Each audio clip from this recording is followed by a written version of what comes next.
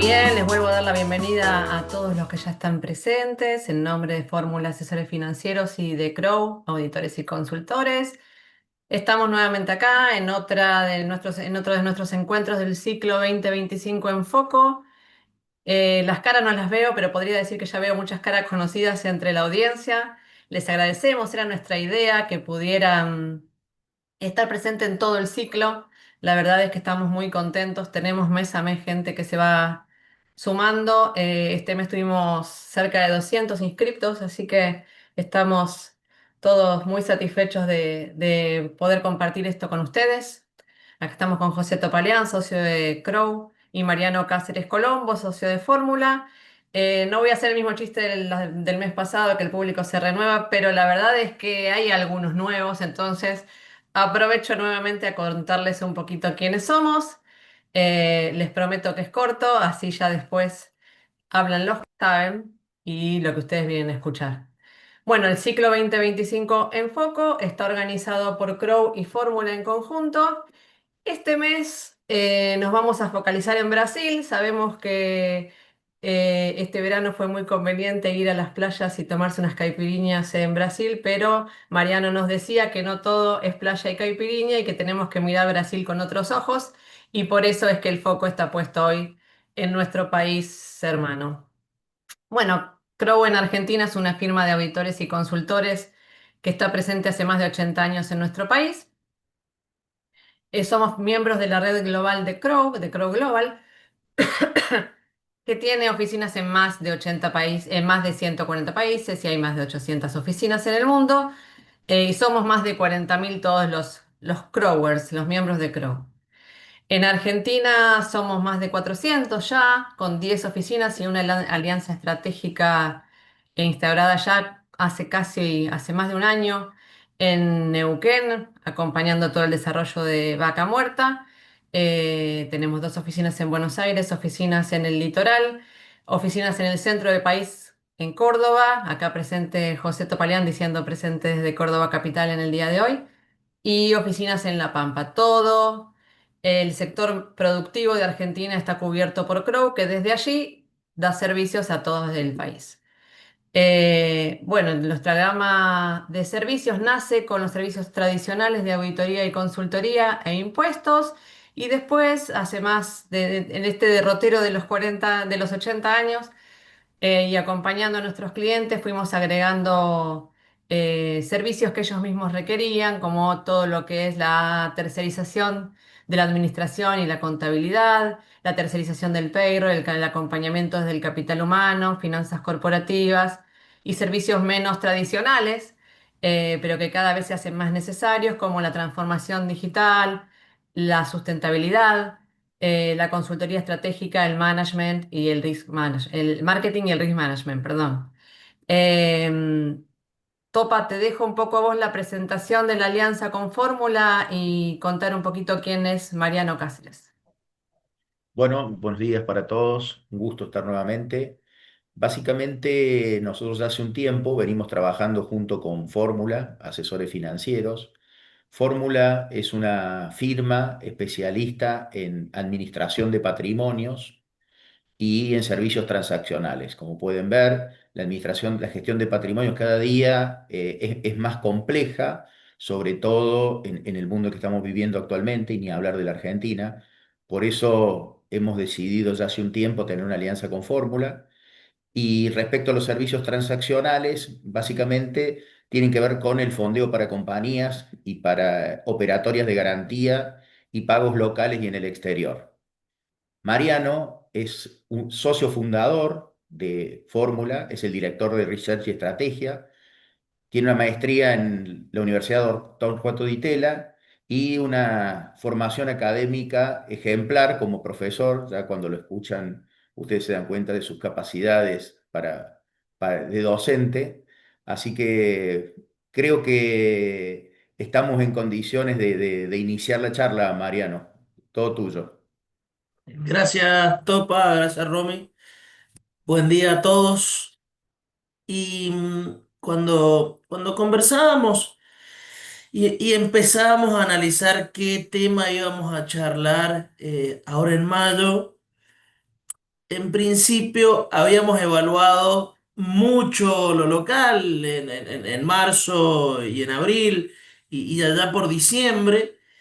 Y decidimos salirnos un poquitito de foco y evaluar algunas de las oportunidades que parecería que está dando hoy el mercado de capitales cuando uno analiza en términos globales la economía y los mercados en general. Entonces, en ese sentido, algo con lo que nosotros venimos estudiando hace rato, es nuestro país vecino, el gigante de Sudamérica que es Brasil.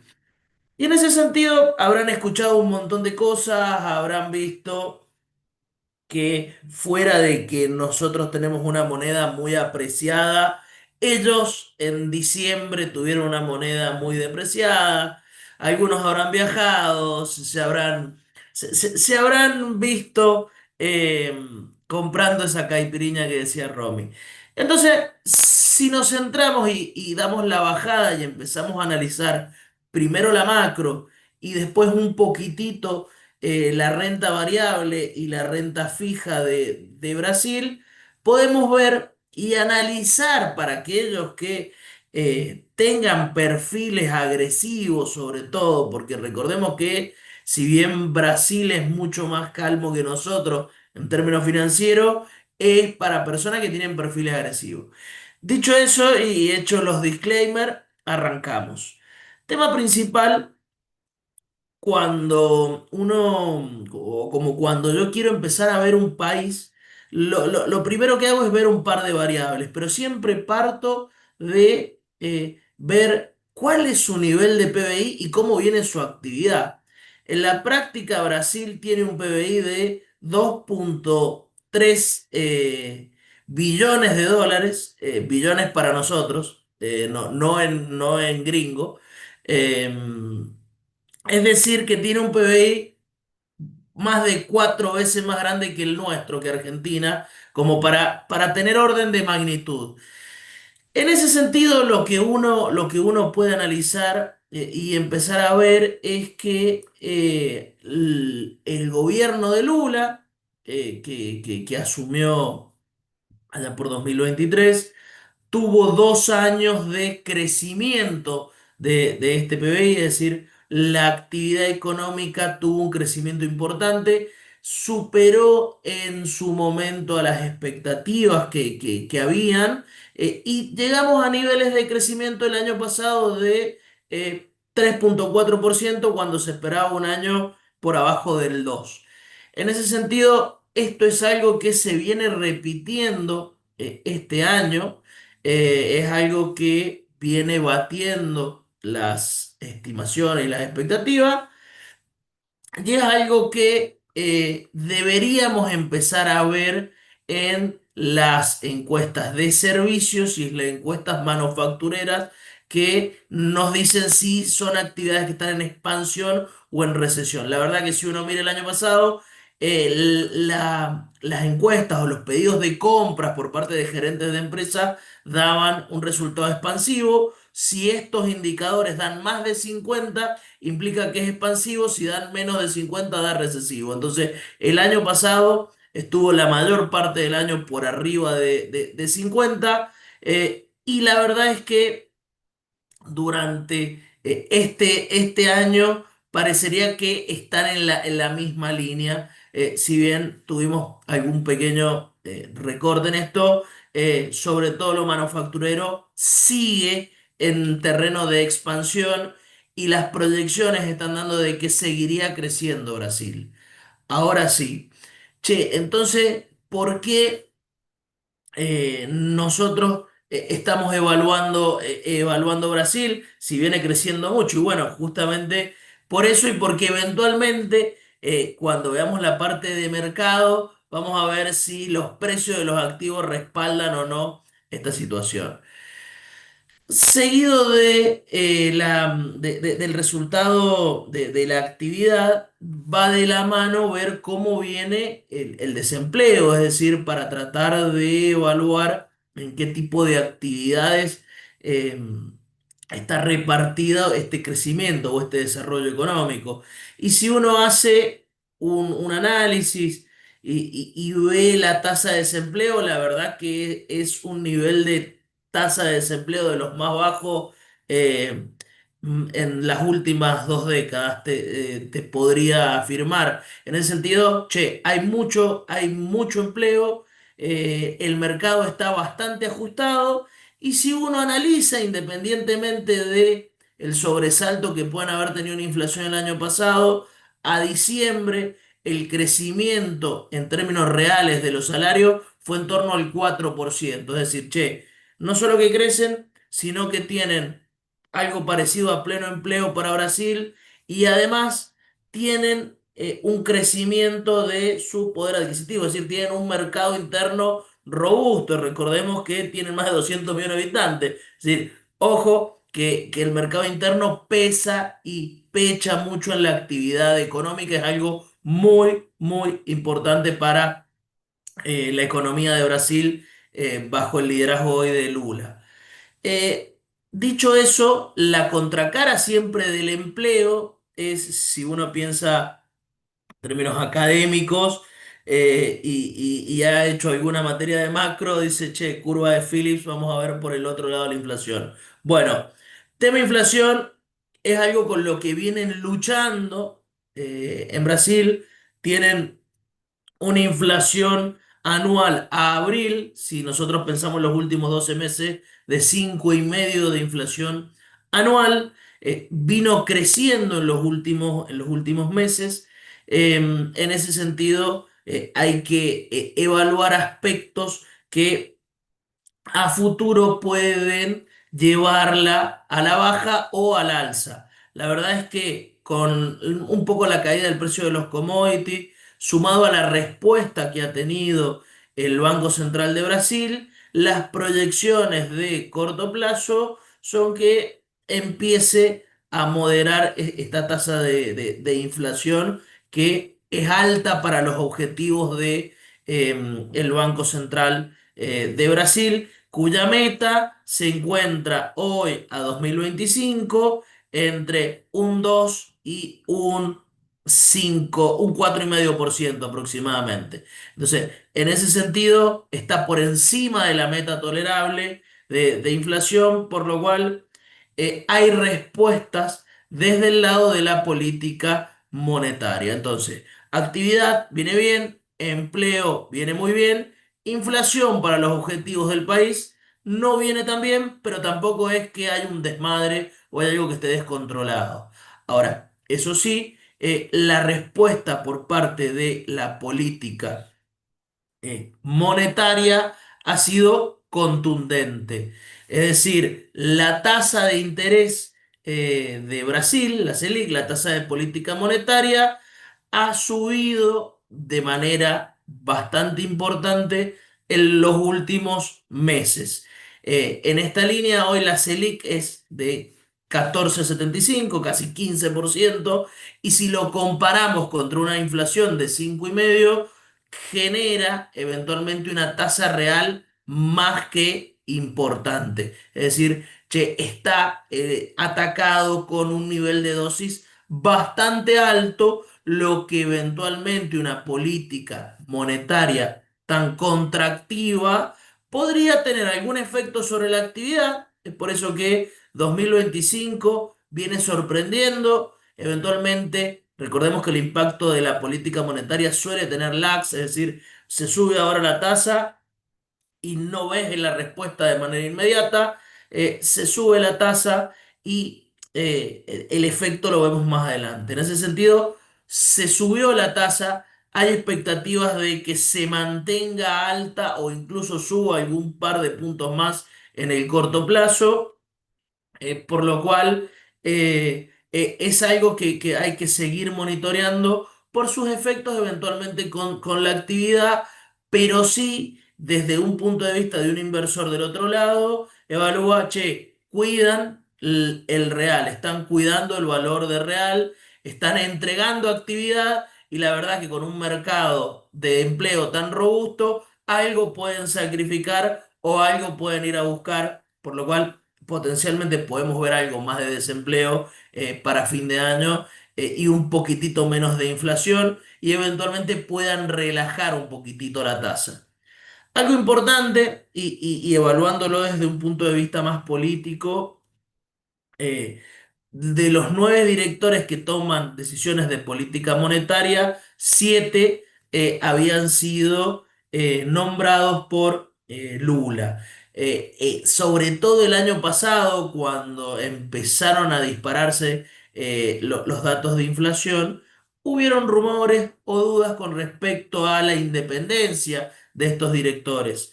Y en la práctica parecería ser que no ha habido injerencia por parte del Poder Ejecutivo, por lo menos en estas primeras decisiones, porque si uno hace un poquitito de historia, en la previa, en 2022, durante la campaña, Lula fue muy crítico con el Banco Central de Brasil por el nivel de tasa de 14% que mantenían en el post pandemia y hoy está en niveles de 14,75, así que parecería ser que en principio no hay no hay una injerencia directa por parte del Poder Ejecutivo. Entonces, che, hay una respuesta a ir a buscar el objetivo de inflación.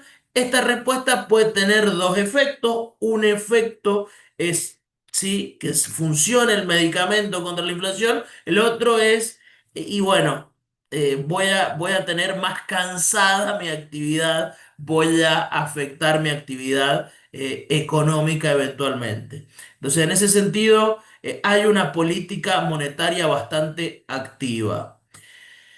Del otro lado, si hablamos de política monetaria, tenemos que hablar de la política fiscal, que es de lo más discutido, sobre todo el año pasado, y es uno de los puntos por los cuales parecería ser que se atacó o tuvo sus problemas, el real, sobre todo desde la mitad del año pasado hasta principio de este año, y por otro lado, el punto débil que podría evaluársele a Lula. En ese sentido, recibe un gobierno con equilibrio fiscal y como podemos ver en el gráfico, empezó a tener constantemente mayores déficits en términos primarios, que es la barra azul, y déficit bastante altos en lo que respecta a lo financiero, es decir, considerando la carga de intereses. A ese análisis, ¿qué es lo que sucedió? Bueno, le pidieron los inversores, sobre todo desde el mercado, con los precios de los activos, con el precio de la moneda, che, solucionemos un poquito el problema fiscal. No podemos gastar tanto más de lo que nos ingresa, si bien la verdad que para financiarlo eventualmente las tasas no son tan altas, pero en términos reales parecería que son un poquitito altas.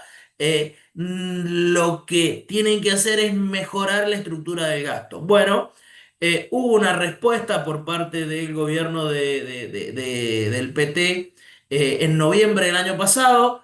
La verdad es que no dio buenas sensaciones en principio, por eso vimos después el real, la verdad, de evaluarse y llegar a niveles de depreciación a sus mínimos históricos. Pero evaluando los números con el diario del lunes, la calma parecería haber vuelto o haber moderado las expectativas, dado que en términos de resultado primario se acercaron a los objetivos que se habían planteado, terminando el año cerca del 0,6% negativo y manteniendo este año una conducta en estos primeros meses en donde el déficit primario es muy bajo, pero lo que sí genera resquemores es el déficit financiero. ¿Por qué? Porque la carga de intereses es alta, dado que la mayor parte de la deuda del gobierno de Brasil está atado a tasa de política monetaria. Más de la mitad de la deuda del gobierno de Brasil está atada a la tasa de política monetaria, que es la Selic, la tasa que hemos estado hablando recientemente. Por lo cual, eso le puede generar en el corto plazo potencialmente una suba del ratio de deuda PBI. Che, está en máximos, es algo muy alto.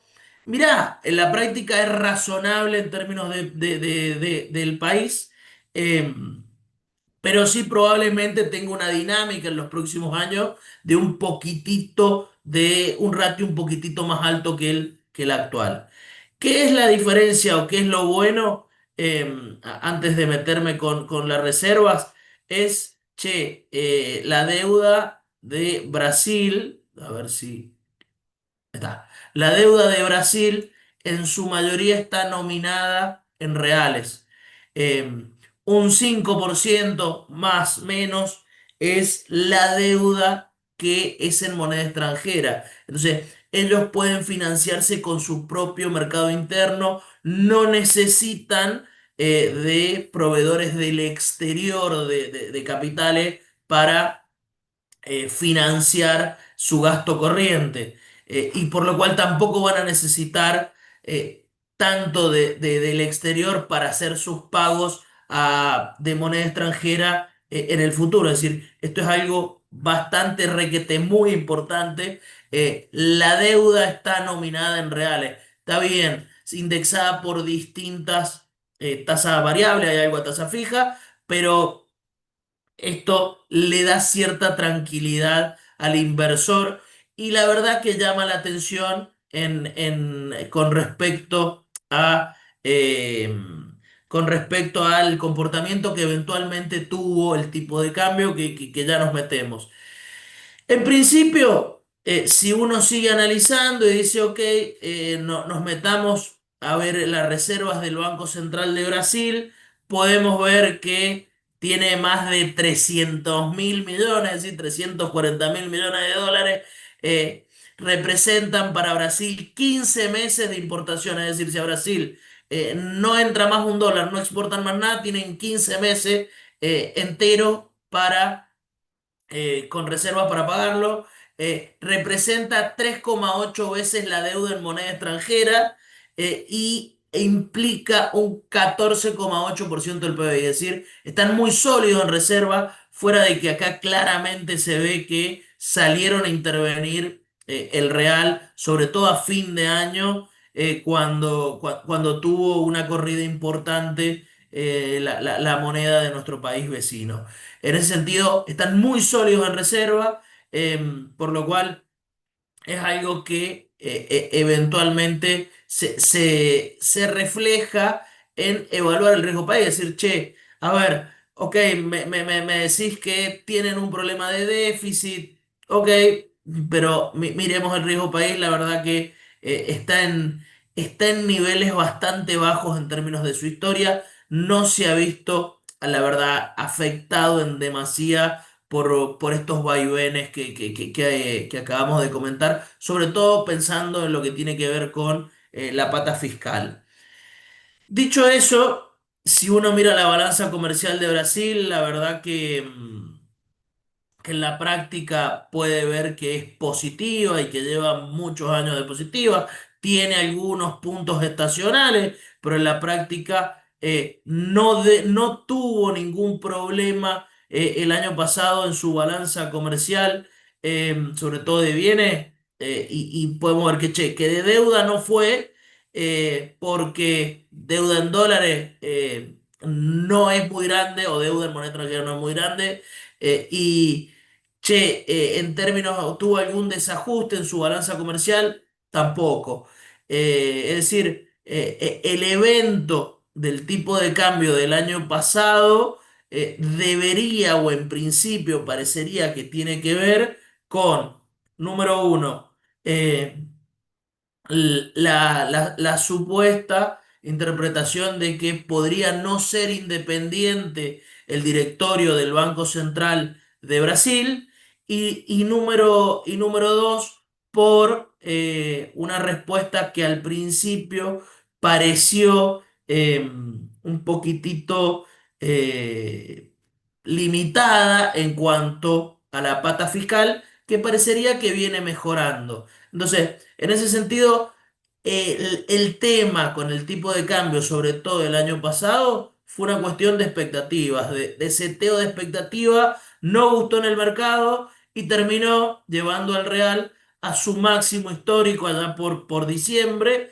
en términos nominales, por lo cual, en ese sentido, también podemos ver, si hacemos la comparativa con Argentina, que el pass-through es bajísimo en Brasil o casi nulo, porque tienen las expectativas armadas de otra manera y porque tienen tasa real también bastante alta. Imagínense si la inflación es de 5,5 y el contexto de tasa está cerca del 15 y la tasa real es muy importante. Entonces, como Brasil, el gobierno de Brasil también tiene mucho de su deuda en reales, también invierten en reales los brasileros y es la moneda que eventualmente usan. Esto la verdad fue un escape. Miremos en términos de orden de magnitud, se parece hasta los niveles de pandemia, que fueron altísimos, que fue un evento, un cisne negro no esperado. Entonces, el tipo de cambio nominal, a partir de ahí, vemos que en el año se viene apreciando y viene mejorando su performance.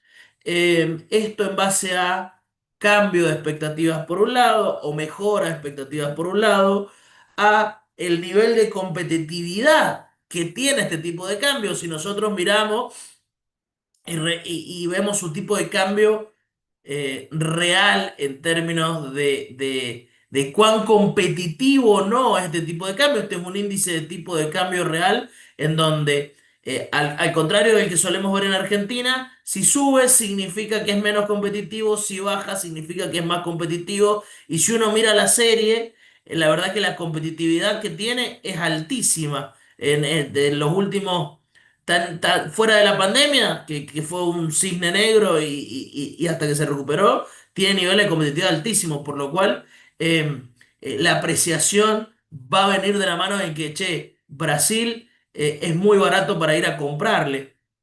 Entonces, seguramente van a exportar más e importar menos. Algo que, bueno, se ve reflejado en la balanza comercial que acabamos de ver. Tiene un tipo de cambio muy, muy competitivo en términos de su historia. Dicho eso, entonces volvamos, che, ¿por qué se viene apreciando? Y cambio de expectativa, seguramente están exportando más, entonces están entrando más dólares y están importando menos porque es caro importar.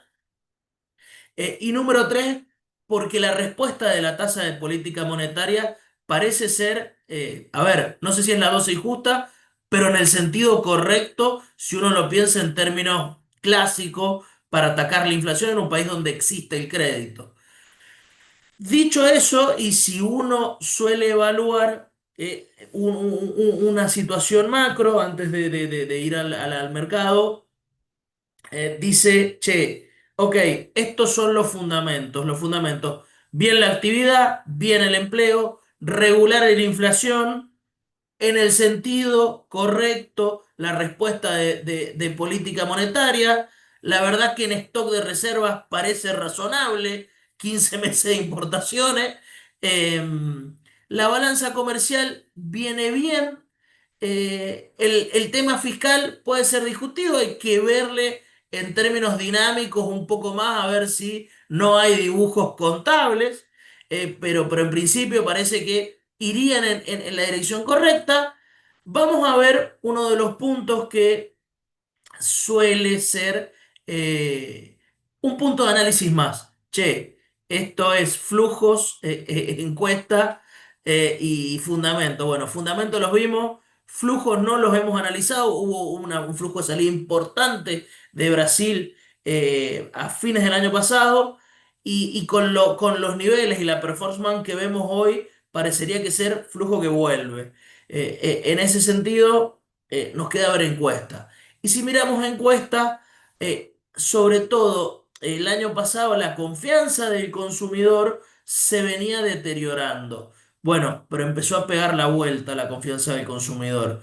Y si muchos iban a armar sus posiciones pensando en un gobierno de otro color político, que no fuera un gobierno eh, populista de izquierda, capaz, como nos gusta decir en el mercado. No sé si está bien o no dicho, pero es lo que se usa. Es decir, che, si uno esperaba que Brasil cambie por el ascenso de un gobierno más market friendly, como puede ser el de Bolsonaro, che, ojo que a hoy las encuestas no están dando en ese sentido. Es decir, estamos muy lejos, las elecciones presidenciales en Brasil son en octubre del año que viene, pero mirando las encuestas hoy, eh, Lula le gana a los principales candidatos potenciales o ideales que hacen las encuestadoras, eh, e incluso en el caso de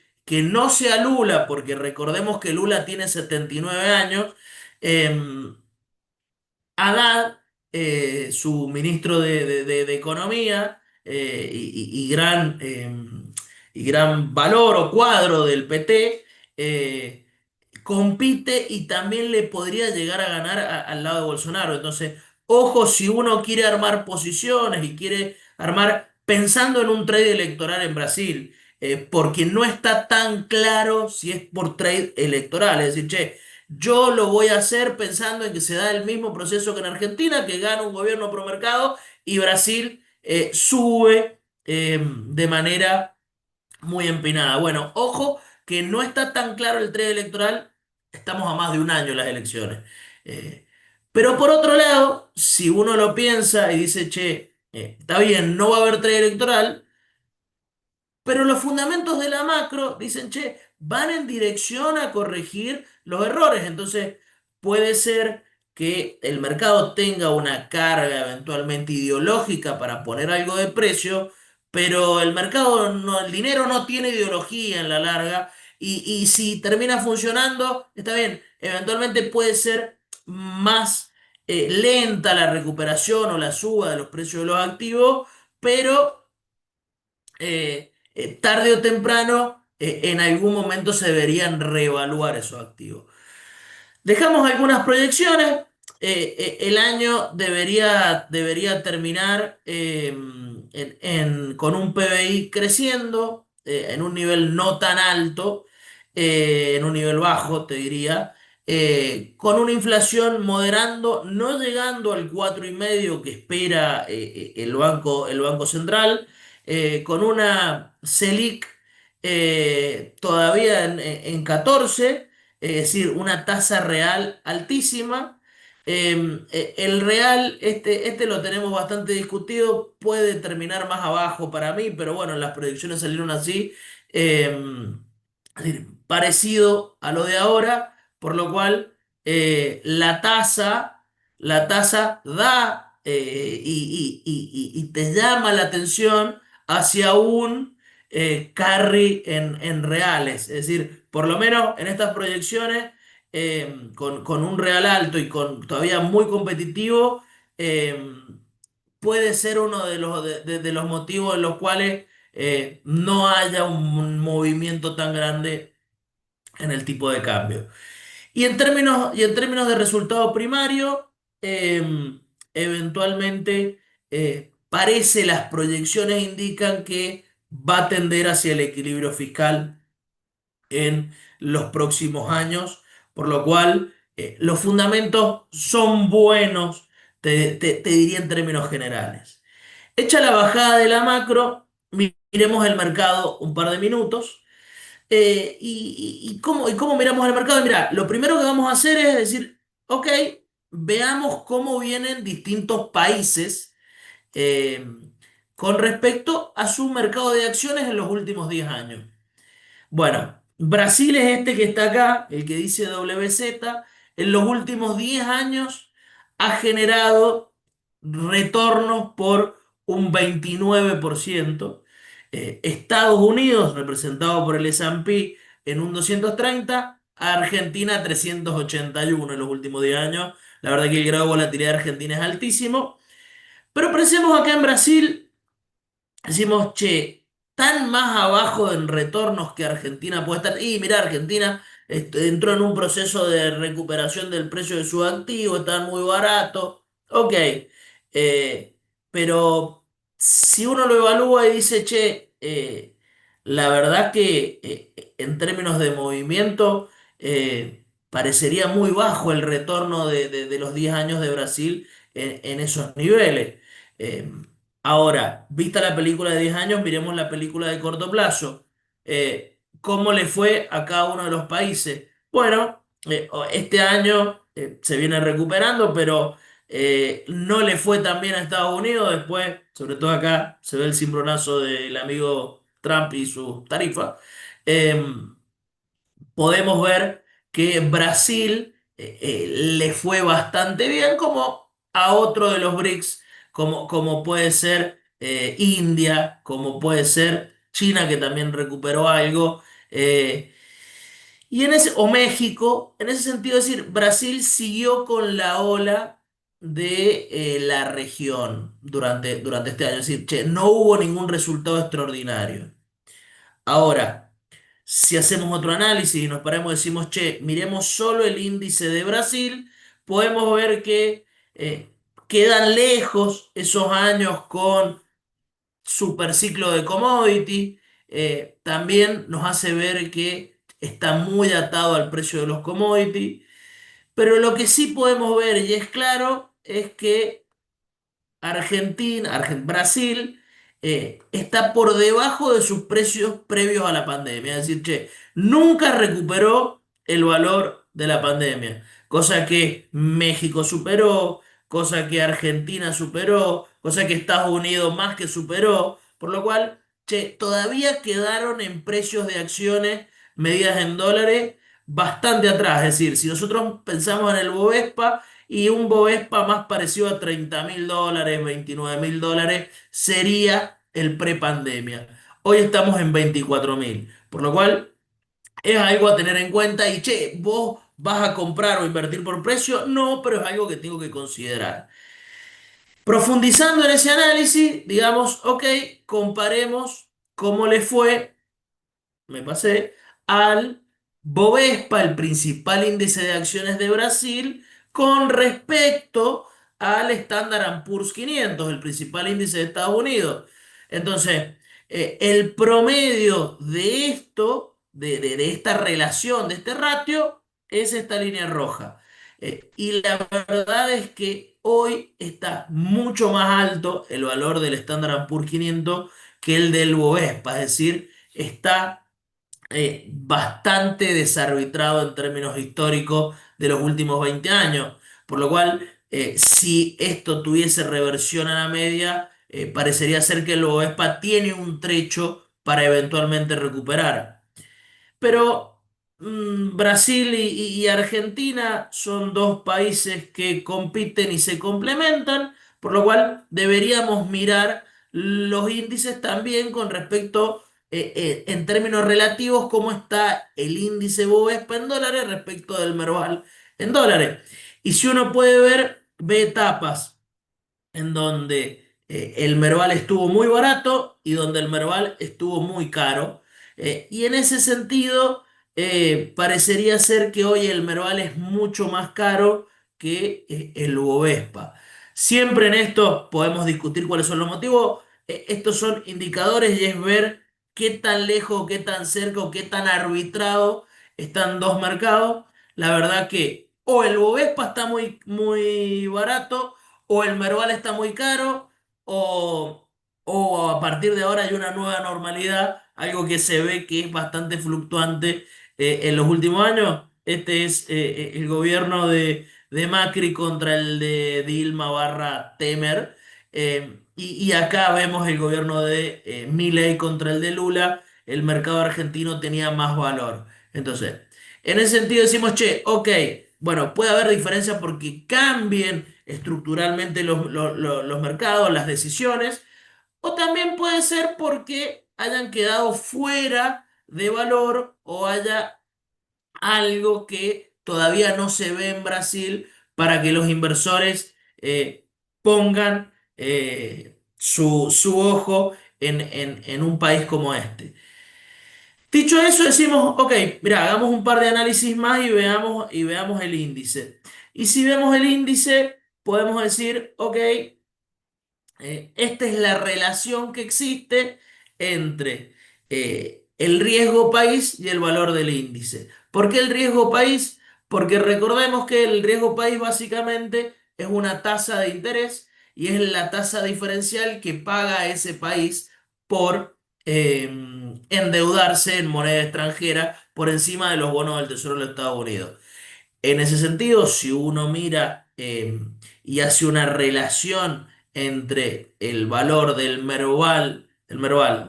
Bovespa en dólares y el ENVI, que es el riesgo país, puede ver que a distintas combinaciones de riesgo país hay distintos valores de Bovespa. Entonces, en un punto dado, si hay 500 puntos de riesgo país y yo me voy a la línea, debería valer $10.000 el Bovespa.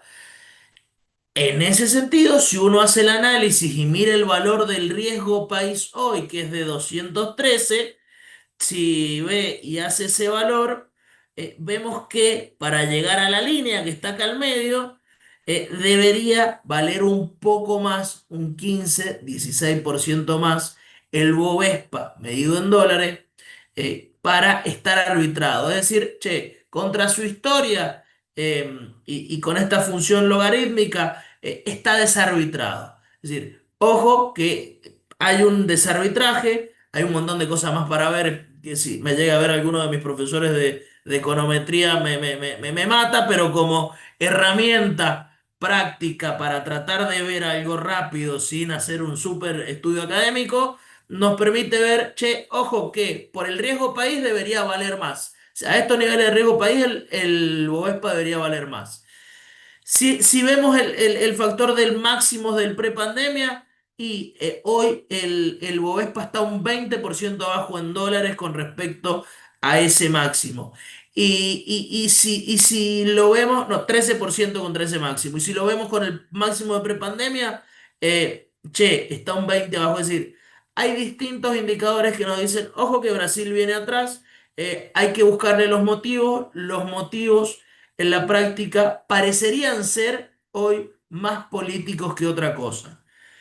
Sí, sí, para cerrar, profundizamos un poquitito en algún sector de Brasil. A ver, que se me trabó. Ahí está. Sí, profundizamos un poquitito y comparamos empresas de Brasil con algunas otras empresas de la región, podemos tratar de sacar alguna idea. Si nosotros miramos bancos de Brasil, podemos ver un esquema de distintos ratios. Eh, Algo importante, che, lo comparemos con Argentina, que es el que parece que está caro. Bueno, precio, valor libros con respecto a Brasil y Argentina. Es decir, che, ¿cuánto vale en el mercado la acción en relación al valor que tiene en su contabilidad? Bueno, el promedio de Argentina es 1,7. El promedio de Brasil es 2,3. Cuando nos vamos a evaluar ese promedio, vemos, che, está una empresa que es grande, que me distorsiona el promedio porque es una empresa growth. Pero si uno ve y dice, ok, mira, 0,80, 1, 1,30, 1,30, 1, empieza a ver que eventualmente hay compañías que tienen ratios que pueden ser atractivos en términos de relativos contra Argentina. Y en términos relativos contra México también. Entonces, es un punto a evaluar. Otro sector del petróleo. Y bueno, hacemos análisis similares y podemos ver que empresas argentinas tienen ratios superiores. Por ejemplo, en este mismo caso, che, YPF vale 1,2 valor libros. Petrobras vale 1 valor libro. Es decir, che, está más barato Petrobras con este indicador que YPF. Miremos otro indicador, price earnings, es decir, el precio con respecto a la ganancia. Che, YPF está en 10, Petrobras está en 8. Quiere decir que necesito 8 años para recuperar mi inversión a este precio, con las ganancias que está teniendo en el último ejercicio, y acá necesito 10 años. Es decir, hay que ser selectivo y ponerse a analizar porque eventualmente parecería ser que hay valor eventualmente en distintas empresas del sector. Estos son análisis bastante específicos, es más que nada para ilustrar la situación. Y si decimos, ok, me nace la inquietud y la duda de que tengo un precio que podría estar más barato Brasil, eh, lo anoto. Y ahora digo, che, vamos a la renta fija de Brasil. Bueno, la curva soberana de Brasil, la verdad que refleja un nivel de tasas bastante acorde a un país como Brasil, a diferencia de nuestra renta fija, medida en dólares, que tiene niveles de 2 dígitos durante toda la curva. Ahora, en este análisis podemos decir, che, la renta fija de Brasil parece que está ayornada a una economía con buenos fundamentos. Es decir, che, los que invierten en bonos de Brasil tienen menos desconfianza de los que invierten en acciones en Brasil. Eso es por lo menos. Entonces, che, ¿por qué lado me voy? Y bueno, tengo que ver mi perfil de riesgo al momento de invertir. ¿Qué nivel de riesgo le quiero agregar a la cartera también? Es decir, le agrego una desviación estándar importante. Y si lo mirara con algún criterio de análisis, la verdad que no me ha pagado ese riesgo Brasil en el corto plazo, pero lo que uno tiene que considerar y evaluar en esta película es, che, ojo que el equity de Brasil parece que puede estar barato. Entonces, en ese sentido, si bien está el disclaimer en todos lados, esto no es recomendación de compra, es en términos informativos esto. Si uno hace el análisis final y dice, ok, dinámica de la macro. Actividad viene bien. Desempleo viene bien. Inflación no viene del todo bien, pero hay política monetaria que la está atacando. En términos de reserva estamos bien. En términos de competitividad y de balanza comercial, estamos bien. Tema encuestas y bueno, eso ya va a una percepción del mercado que puede ser una herramienta para generar más valor y desbloquear eventualmente ese potencial castigo que tiene por una cuestión política. Que no sabemos si se va a dar. Ahora, eso sí, este cuatrimestre tuvo buena performance en Brasil. El factor fue un factor regional, no fue un outlier, es decir, no se salió Brasil nada más. Sí parece que hay precios desarbitrados en Brasil con respecto a los de la región. Luce en principio y considerando términos relativos promedio subvaluado Brasil con respecto a Argentina y Estados Unidos, y que eventualmente para perfiles arriesgados podría presentar oportunidades de inversión de mediano plazo importantes por lo menos a nuestro leal saber y entender.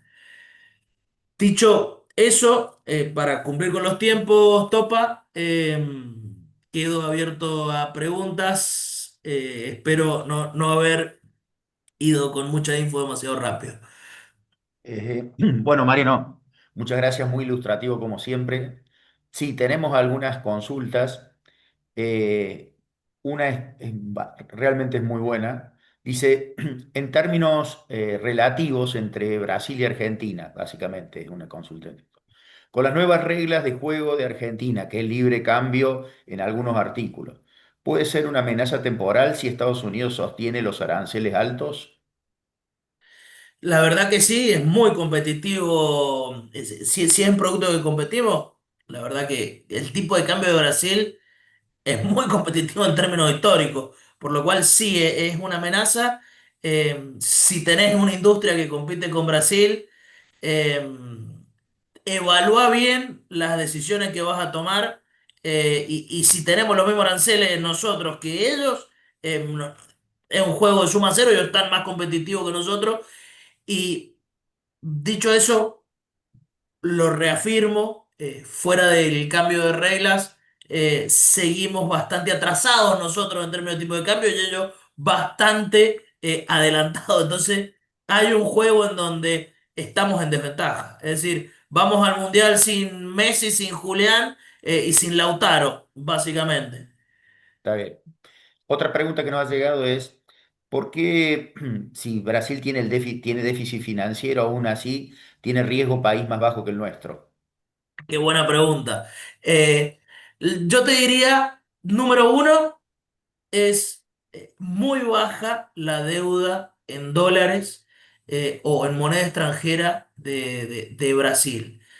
Número dos, si nosotros miramos, no sé, Perú también tiene riesgo país más bajo que nosotros, tiene unas reservas en el Banco Central bestiales. Entonces, el factor de acumulación de reservas para países emergentes es clave para poder bajar el riesgo país.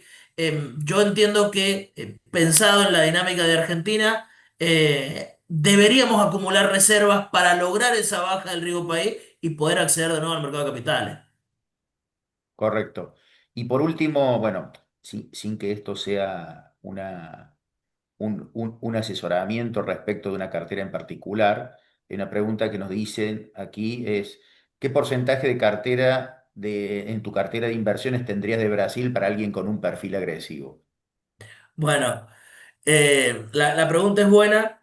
Sí, hay que considerar la cartera de cada una, cómo optimicé mi cartera para los distintos riesgos, qué es lo que tengo en cuenta.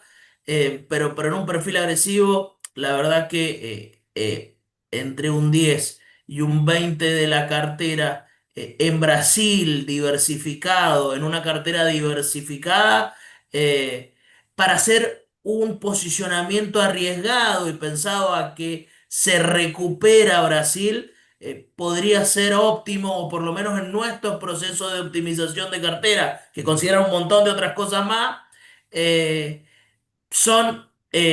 sería algo que podría utilizarse siempre diversificado y siempre considerando que es para perfiles bastante agresivos. Somos muy parecidos a Brasil en cómo se mueven los activos financieros y lo acabamos de ver, digamos. Perfecto. Bueno, creo que Romy es todo por Sí, José, las preguntas. Mariano, gracias. Tuviste a la audiencia atenta hasta el final, no se movió nadie. Así que estamos muy felices por eso. Debe haber sido muy interesante. Yo te digo que para mí habría que terminarlo con una caipiriña, pero no sé qué opina usted, me parece un poquito temprano. Solamente decirles antes de dar el saludo final que nuestro próximo encuentro en el mes de junio, como siempre, es el tercer miércoles, que cae 18 de junio, nos estaríamos viendo nuevamente. Todos van a recibir la invitación, ya les definiremos el tema más llegado a la fecha, porque esto es así, es como el minuto a minuto. Así que bueno, esperamos que se anoten y poder volver a verlos. Gracias, José. Gracias, Mariano. Para todos los que por ahí no hicieron llegar sus preguntas, tienen nuestros correos electrónicos, así que nos pueden escribir sin ningún problema y nos estamos comunicando con ustedes en breve y nos estamos volviendo a ver.